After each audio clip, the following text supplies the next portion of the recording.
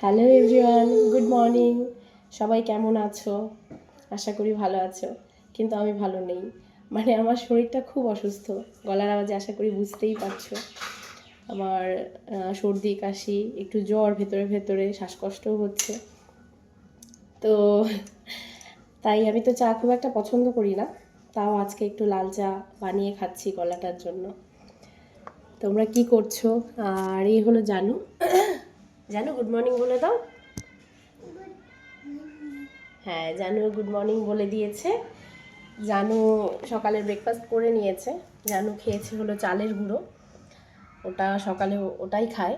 হঠাৎ কোনো দিন ম্যাগি খাওয়াই, কিন্তু বাচ্চাদের ম্যাগি খাওয়ানো খুব একটা ভালো নয়, তাই ম্যাগিটা খুব কম খাওয়াই।